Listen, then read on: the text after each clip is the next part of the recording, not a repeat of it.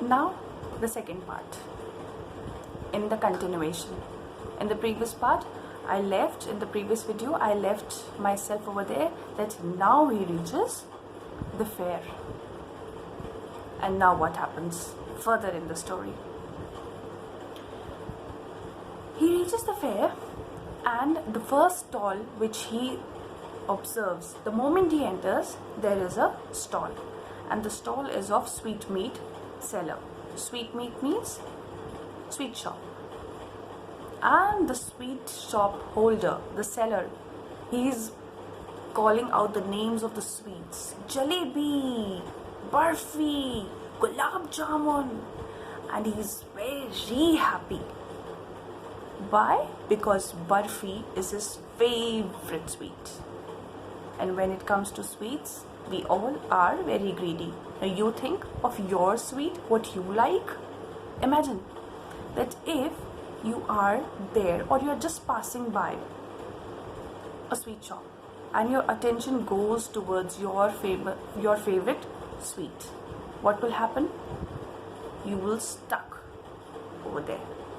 Yes, you'll get stuck, and then you'll wish that, okay, jalebis are there in front of me, I must purchase and I must eat them. They are so tasty, so delicious. So this boy was also of the same type, and because he's a child, so he wants the barfi. So he asks his father, I want a barfi. But then he knew the reaction. He knows it very clearly that he is not going to get whatever he demands.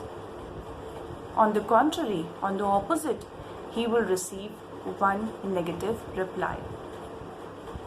And the moment he said to his father, I want a barfi, so the father said, no, it is not for you. Your teeth will be destroyed. They'll be damaged.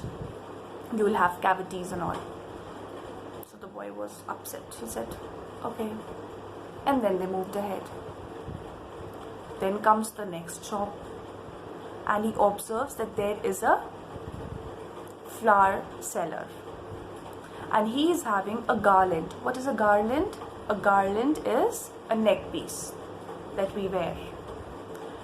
So he observes the garland of gulmohar, and the flower seller is calling loudly, a garland of gulmohar, a garland of gulmohar. Now his attention goes over there, and he wishes to have one garland, just one garland. And he says to his father, I want a garland. Why so low? Why is he so low? Because he knows that again his father will say no to it. And the same happened. The father didn't pay attention. The mother held his hand and they moved ahead.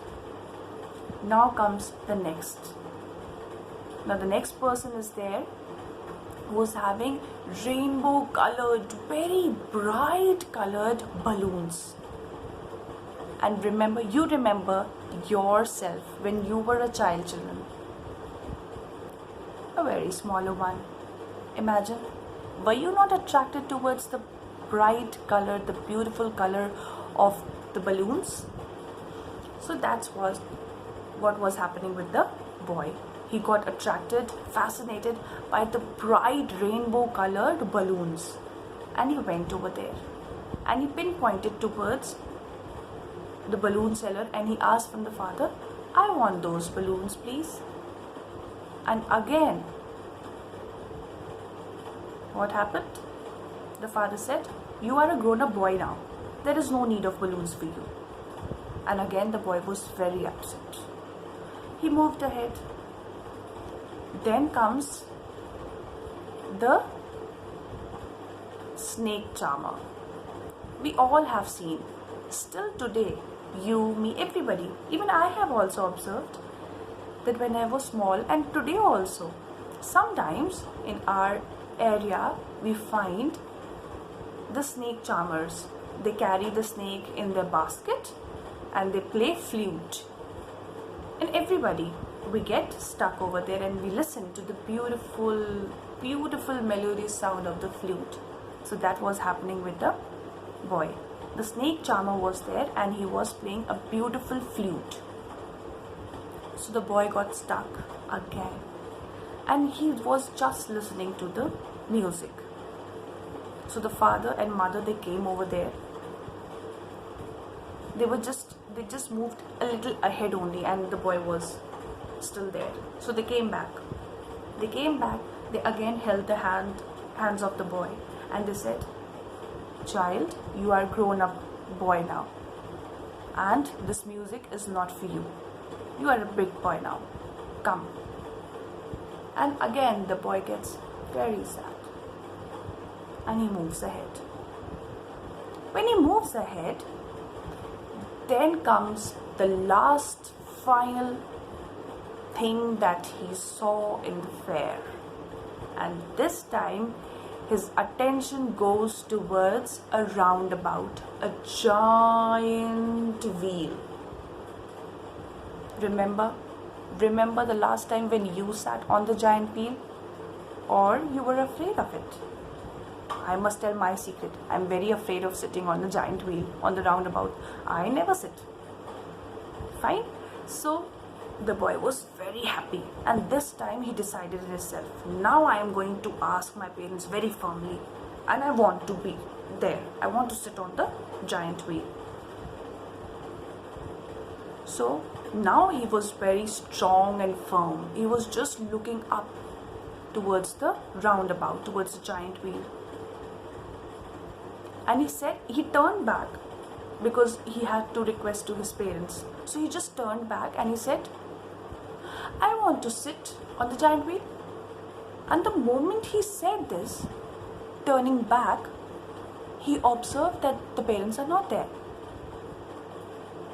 What has happened? The boy was so much engrossed in observing the roundabout. He was so much deeply into it. He was just so happy by looking at it that he just lost the track of his parents. The parents, they moved ahead. Maybe it happens in fair. We get stuck to a particular thing and our family moves ahead and then we catch them off. But then what happened? This boy, because his attention was at the roundabout only, he was lost. This is the point when the boy is lost. And now comes the climax of the story. What happened after that? The boy gets lost. Then what?